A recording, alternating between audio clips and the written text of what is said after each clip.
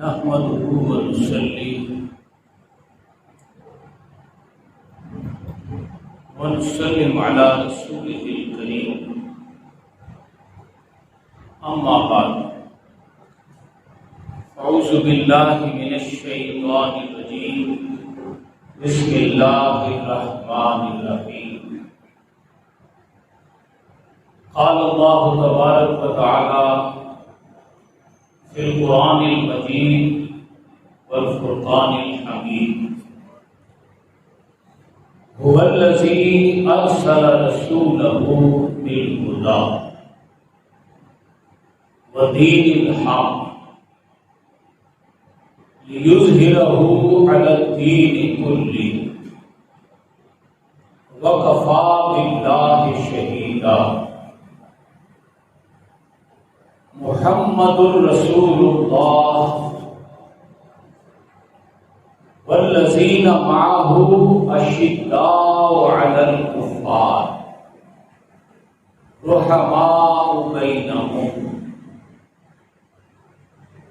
تراهم ركعا سجدا يبتغون فضلا من الله ورضوانا صدق الله العظيم وصدق رسوله النبي الكريم الأمين۔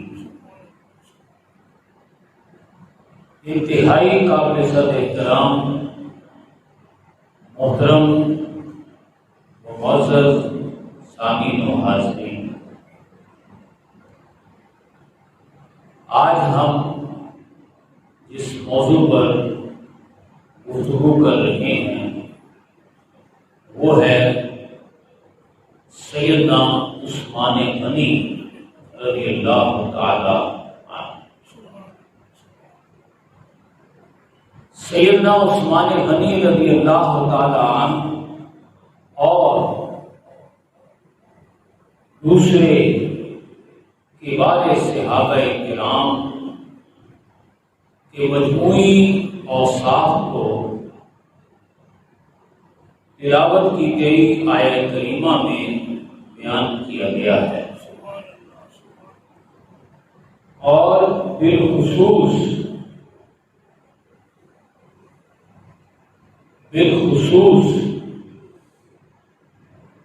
ہمارے آقا صلی اللہ علیہ وسلم کے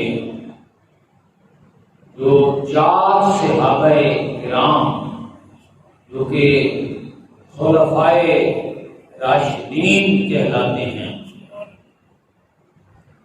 امیر المومنین ہیں،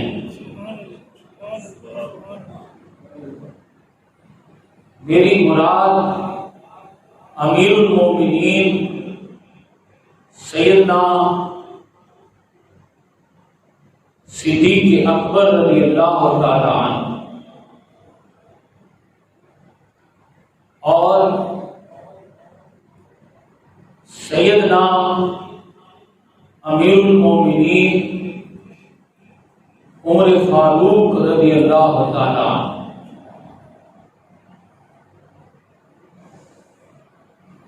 اور میری مراد امیر المومنین سیدنا عثمان غنی اور سیدنا امیر المومنین حضرت علی رضی اللہ تعالی عنہ، یہ 4 خلفائے راشدین، ان کے ہر ایک کے جو انفرادی اوصاف ہیں، ہر ایک کا جو انفرادی وصف ہے، وہ میں آپ کی خدمت میں بیان کرنے لگا ہوں۔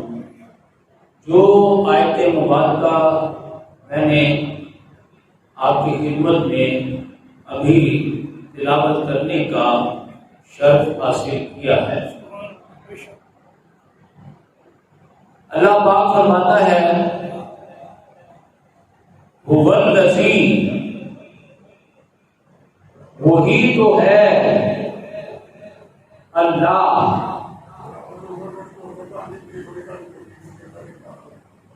ارسل رسولہ، جس نے بھیجا اپنے رسول کو،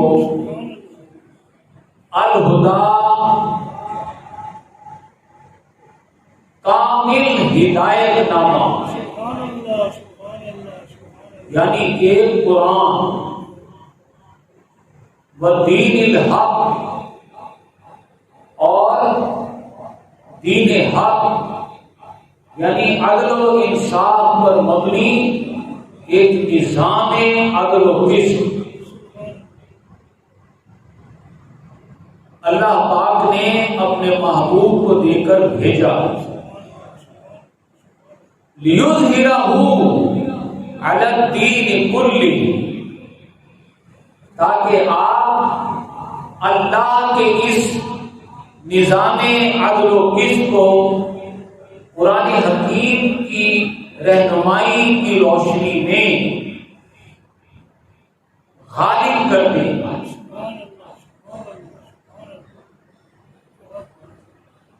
پورے کے پورے نظام زندگی کو جو اللہ نے نظام زندگی دے کر آپ کو بھیجا ہے اس کو غالب کر دیں، نافذ کر دیں۔ یہ نظام عدل و قسط جو کہ اللہ پاک کی طرف سے نافذ کرنے کی ہمارے آقا صلی اللہ علیہ وسلم کی جو ڈیوٹی لگی کہ آپ الہدا قرآن اور دین حق یعنی کہ نظام زندگی، اس کو آپ دنیا میں برپا کر دیں، غالب کر دیں، نافذ کر دیں۔ اللہ پاک فرماتا ہے کہ یہ نظام عدل و قسط میرے محبوب نے غالب کر دیا،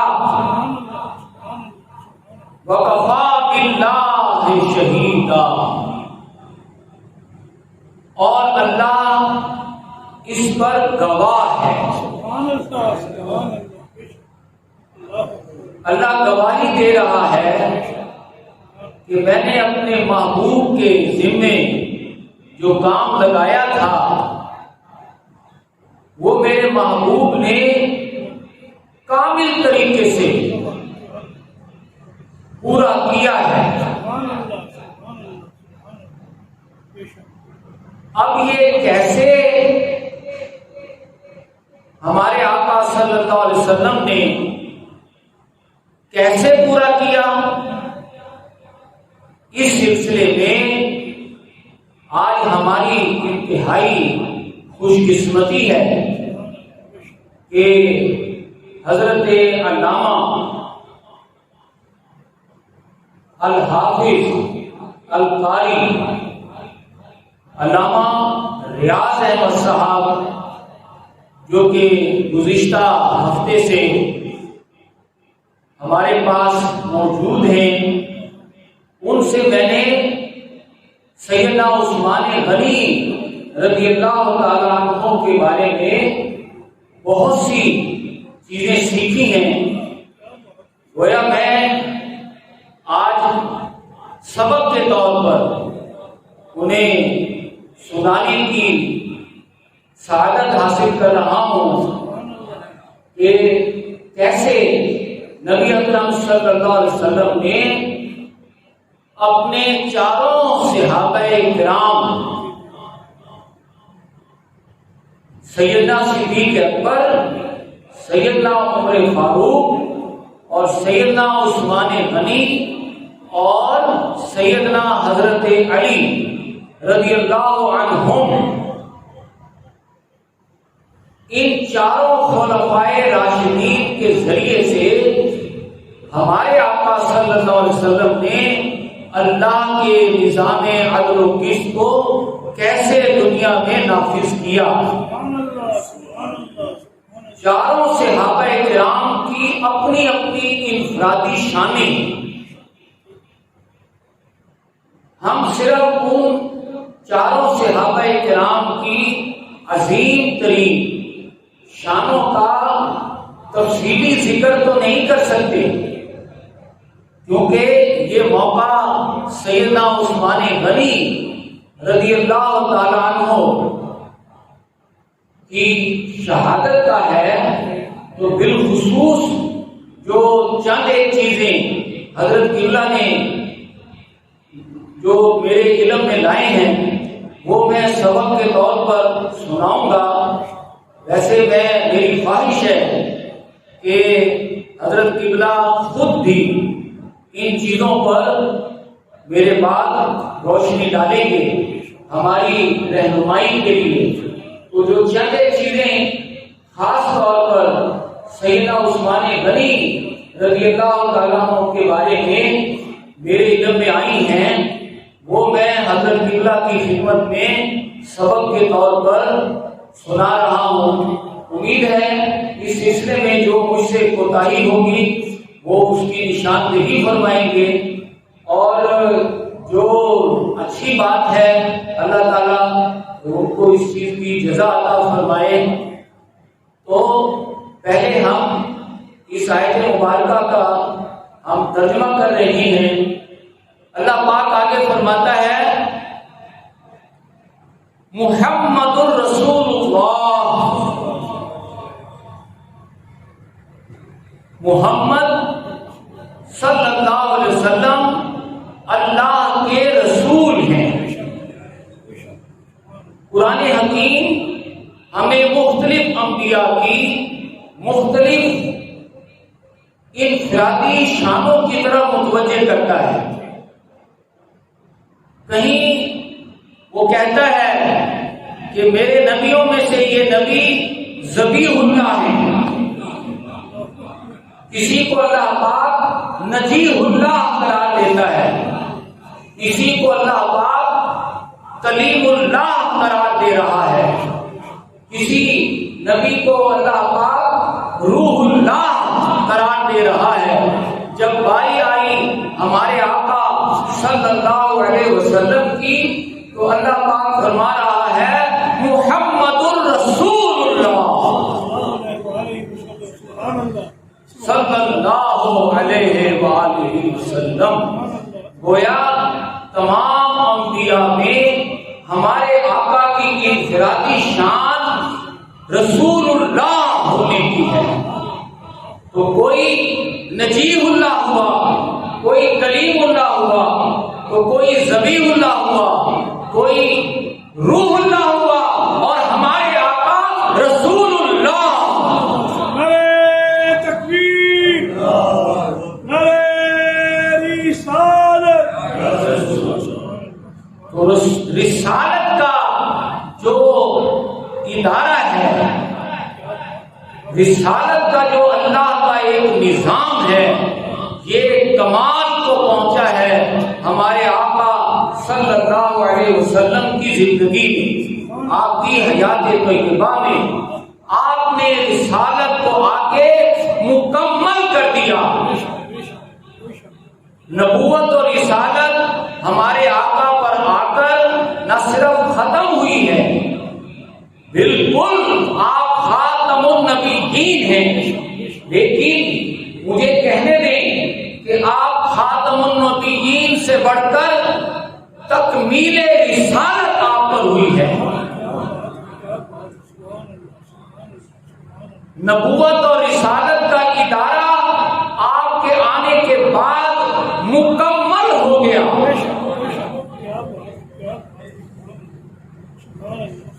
لیکن قرآن حکیم ہمیں بتا رہا ہے کہ میرے محبوب نے یہ جو کارنامہ انجام دیا ہے، یہ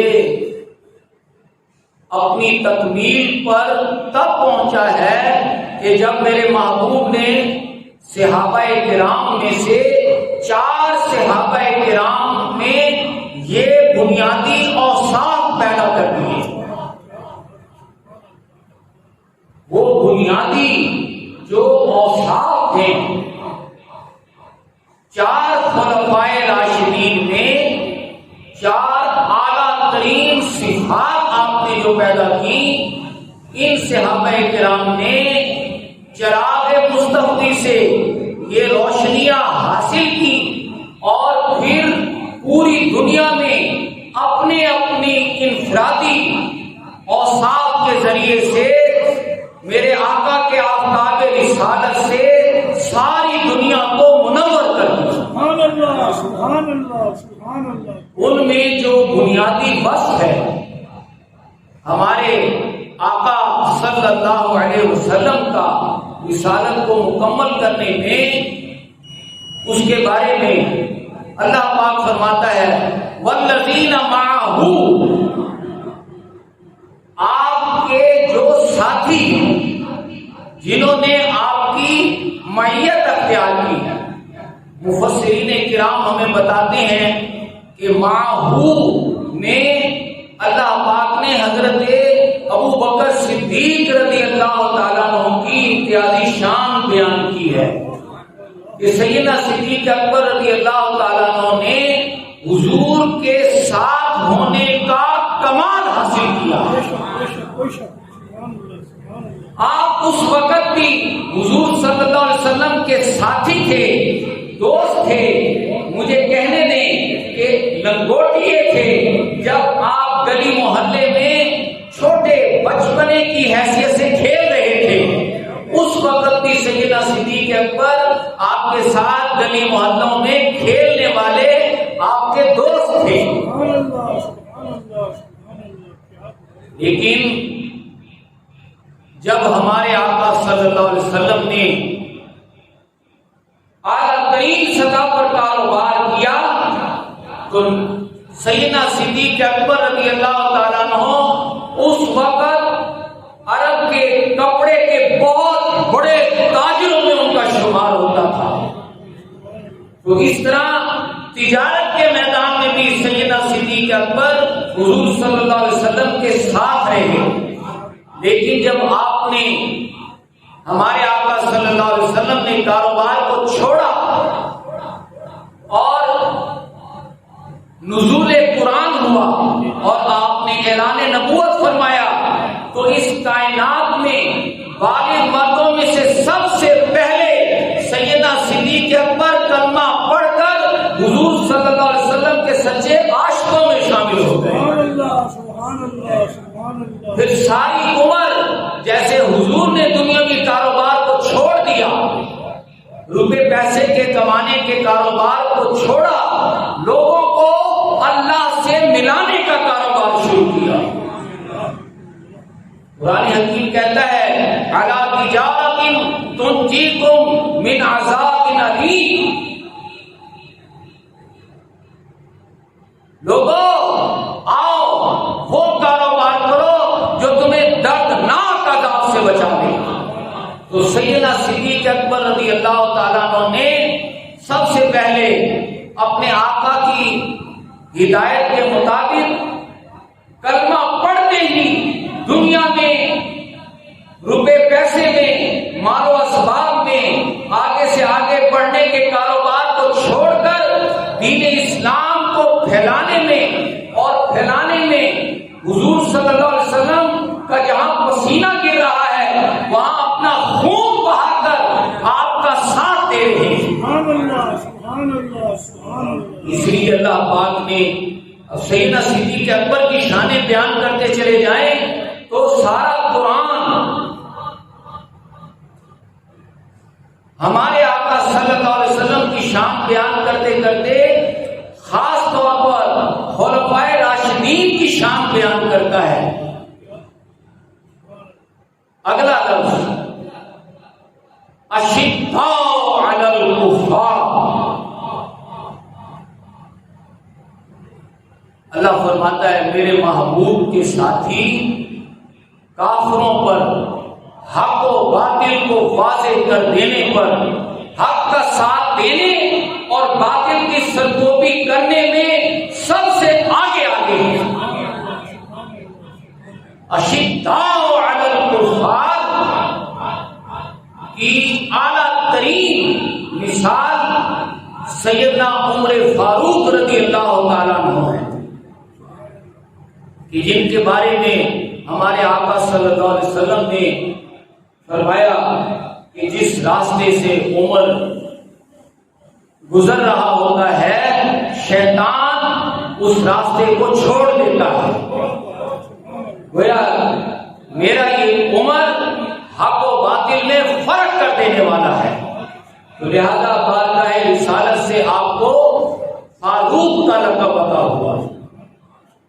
لیکن آگے قرآن حکیم فرماتا ہے رحماء بینہم، آپ یعنی اللہ فرماتا ہے میرے محبوب کے ساتھی آپس میں بڑے رحیم اور شفیق ہیں،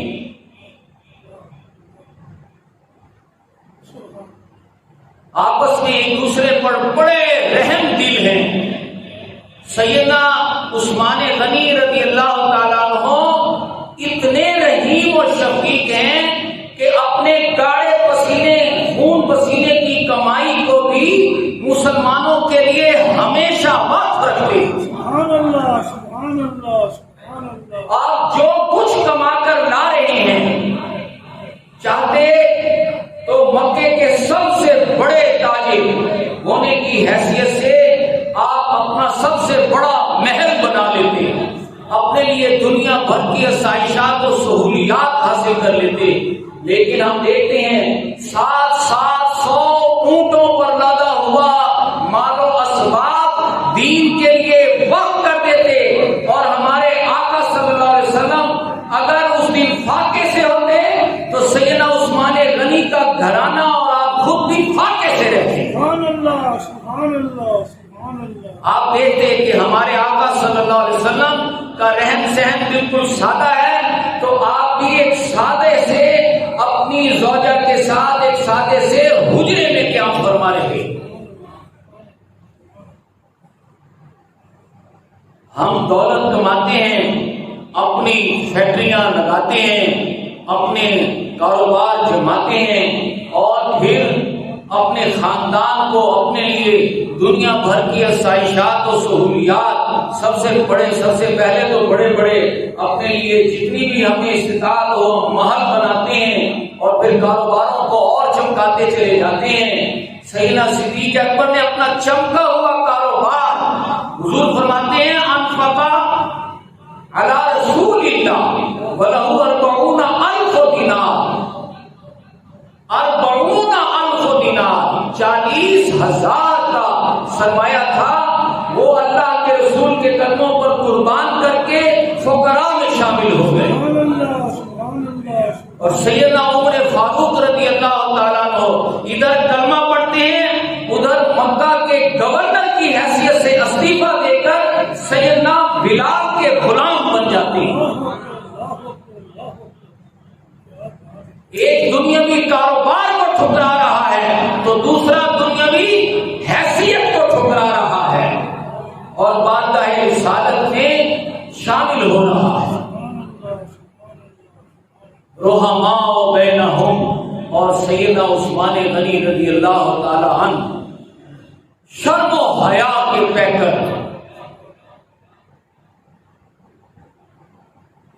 کتنے بڑے پیکر ہیں۔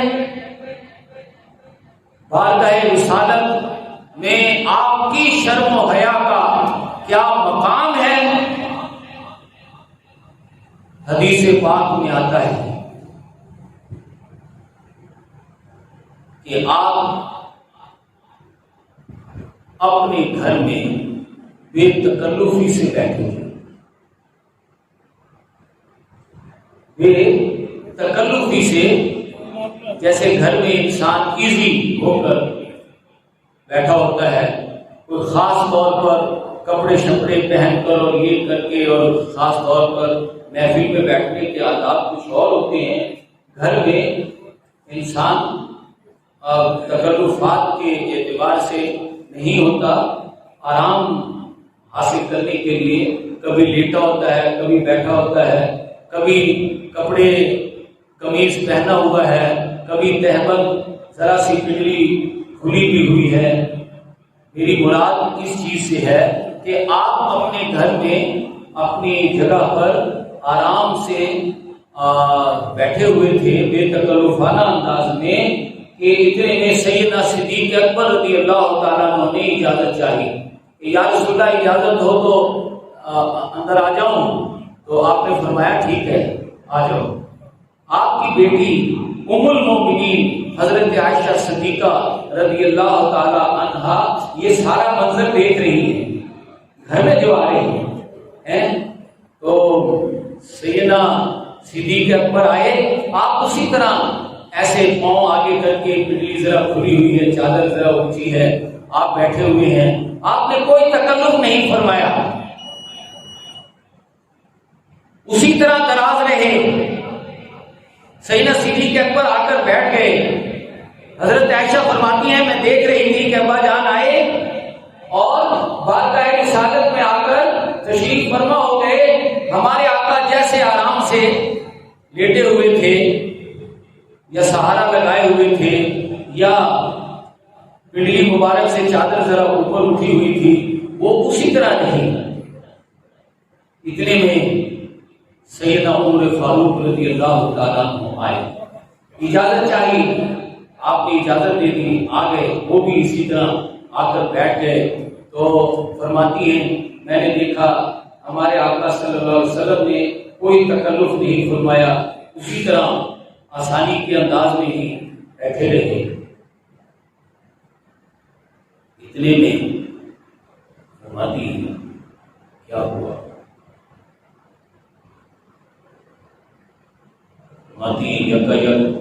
جب میں نے دیکھا کہ سیدنا عثمان غنی رضی اللہ تعالیٰ عنہ نے اجازت چاہی کہ یا رسول اللہ حاضر ہونا چاہتا ہوں، تو آپ نے فوراً توقف فرمایا، آپ فوراً سیدھے ہو کر بیٹھ گئے اور جو بھی پنڈلی مبارک جو اٹھی ہوئی تھی، ننگی تھی چادر سے، وہ آپ نے فوراً ڈھانپ لی، اور آپ ایک جیسے آنے والے کہ یہ انسان اہتمام کرتا ہے ایسے آپ اہتمام کرتے ہوئے نظر آئے۔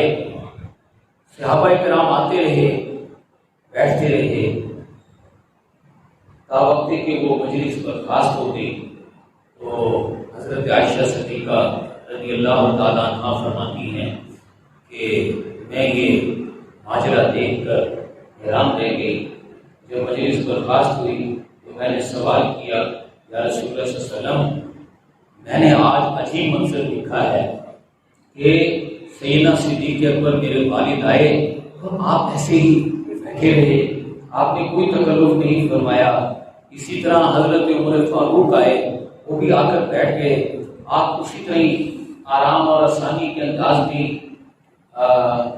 رہے۔ لیکن جب سیدنا عثمان غنی آئے تو آپ نے ایک دم اہتمام فرمایا، تو یا رسول اللہ اس کی کوئی وجہ تو ہوگی، تو آپ ارشاد فرمائیں کہ جب حضرت ابوبکر آئے اور حضرت عمر آئے تو آپ نے کوئی تکلف نہیں فرمایا، یہ حضرت عثمان غنی آئے تو آپ نے فوراً اہتمام کیا، اس کی کوئی وجہ ہے؟ آپ نے فرمایا عائشہ میں اس عثمان کا حیا کیوں نہ کروں جس سے خدا کے فرشتے بھی شرم و حیا کرتے ہیں۔ سبحان اللہ سبحان اللہ سبحان اللہ سبحان اللہ، کیا بات کیا بات۔ اس چیز کا پتہ ہمیں سیدنا عثمان غنی رضی اللہ تعالیٰ عنہ کے قول سے بھی ملتا ہے۔ سیدنا عثمان غنی فرماتے ہیں خدا کی قسم جس کے قبضے قدرت میں میری جان ہے، میں نے جس لمحے سے اپنا ہاتھ دست رسالت میں دے کر قبول اسلام کیا تھا، آپ کا ہاتھ، اپنا ہاتھ آپ کے ہاتھ میں دیا تھا، بیعت اسلام کی تھی، خدا کی قسم یہ ہاتھ اس کے بعد شرمگاہ کی طرف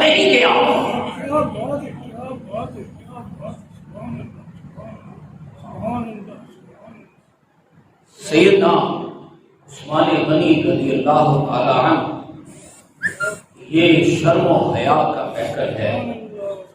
آپ مجاہدین کی خدمت پر عمر بھر مامور رہے. کیسے؟ سیدنا صدیق اکبر نے کاروبار چھوڑ دیا، ایمان لائے تو کاروبار چھوڑ دیا. حضرت عمر ایمان لائے تو گورنری چھوڑ دی. حضرت حمزہ ایمان لائے تو سیر و شکار کا وہ شغل وہ چھوڑ دیا.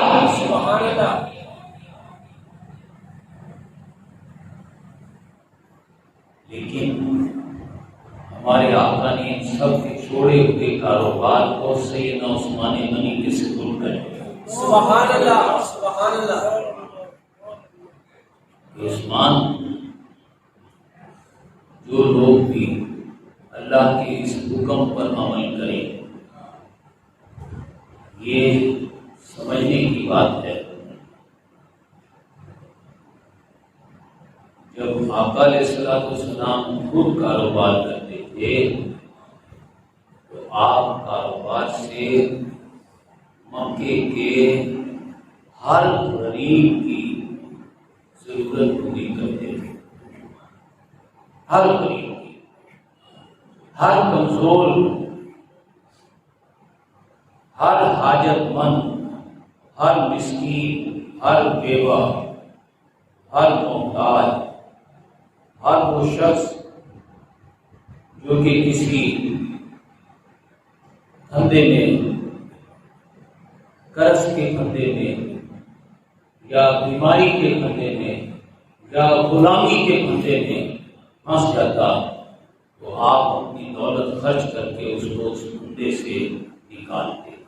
لیکن چونکہ ابھی نزول قرآن تو ہوا ہی نہیں، ابھی اعلان نبوت تو ہوا ہی نہیں، لیکن آپ وَوَجَدَكَ عَائِلًا فَأَغْنَىٰ کی حیثیت سے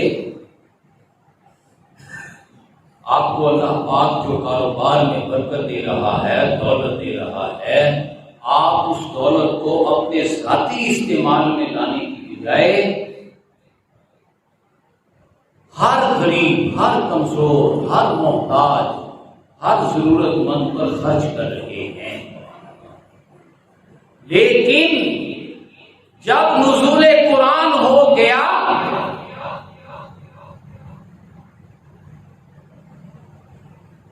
جب اعلان نبوت آپ نے فرما دیا، آپ نے تو کاروبار چھوڑ دیا.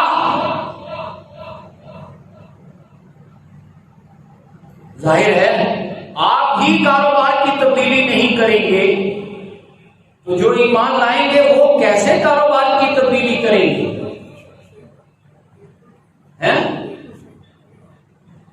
اگر آپ اسی روپے پیسے کے کاروبار میں لگے رہیں گے تو ایمان لانے کا مطلب تو اتباع کرنا ہے، اطاعت کرنا ہے، اسی رنگ میں رنگا جانا ہے جس رنگ میں جس کا کلمہ پڑھا جا رہا ہے. اسی لیے جب آپ نے اعلان نبوت سے پہلے ہی کاروبار چھوڑا ہے تو سیدنا صدیق اکبر ایمان لا کر کاروبار چھوڑ رہے ہیں. سیدنا عمر فاروق ملازمت کو، گورنری کو چھوڑ رہے ہیں کیونکہ حضور اس کاروبار اور اس گورنری کو چھوڑ چکے ہیں.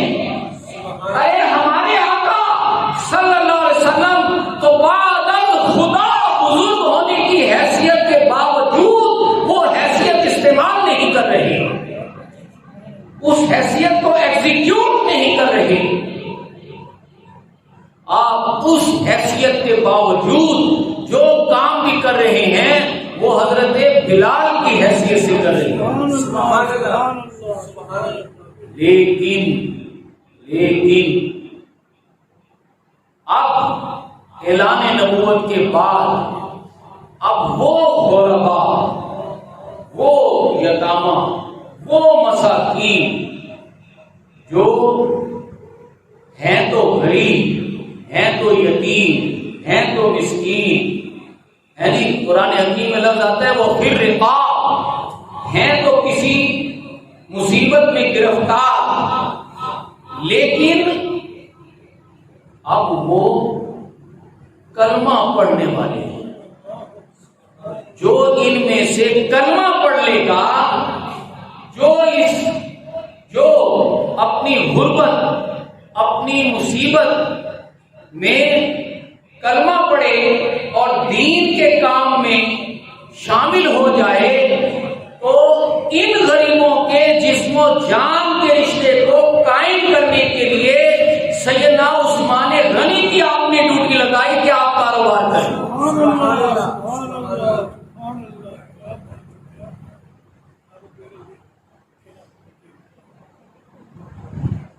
حضور نے جو کاروبار کیا تھا وہ تو تمام غریبوں کے لیے تھا، لیکن اب غریبوں کو دعوت دی جا رہی ہے ایمان کی، اسلام کی، اس ظالمانہ نظام کے خاتمے کی۔ تو جو شخص بھی اس جد و جہد میں شامل ہوگا اور اپنا وقت اور صلاحیت اس کام میں لگائے گا، اس کی دنیاوی منیمم ضروریات کو پورا کرنے کے لیے سیدنا عثمان غنی کو بارگاہ رسالت سے آرڈر ملا کہ جو لوگ کاروبار چھوڑ رہے ہیں آپ ان کاروباروں کو جاری رکھیں۔ سبحان اللہ، سبحان اللہ۔ اسی لیے آپ جو کچھ بھی کما کر لاتے تھے اس سے اپنا ذاتی جائیداد اور ذاتی گھر اور ذاتی محلات نہیں بنا رہے تھے، بلکہ جو کچھ بھی کما کر لا رہے تھے دین اسلام کی جد و جہد میں لگے ہوئے مسلمان غریب کمزور صحابہ کرام کی مدد کے لیے خرچ کیا جاتا تھا۔ حاضرین محترم، آج ہماری خوش نصیبی ہے کہ ہم نے حضرت قبلہ علامہ ریاض صاحب موجود ہیں۔ میں ان سے درخواست کروں گا کہ وہ ایک تو جو میں نے سبق سنایا ہے اس کی اگر میں نے کوئی غلطی کی ہے تو اس کی نشاندہی فرمائیں، اور اگر کوئی اچھی بات کی ہے تو یہ آپ بزرگوں، آپ جیسے علماء سے ہی میں نے سیکھا ہے۔ اللہ پاک آپ کا سایہ، آپ جیسوں کا سایہ ہمارے سروں پر ہمیشہ اللہ پاک قائم رکھے۔ میں ان سے درخواست کرتا ہوں کہ وہ تشریف لائیں اور سیدنا عثمان غنی رضی اللہ تعالیٰ عنہ اور صحابہ کرام کے جو مجموعی اوصاف ہیں اور دین کے تقاضے ہیں ان کو ہمارے علم میں لائیں اور ہماری رہنمائی فرمائیں۔ وما علینا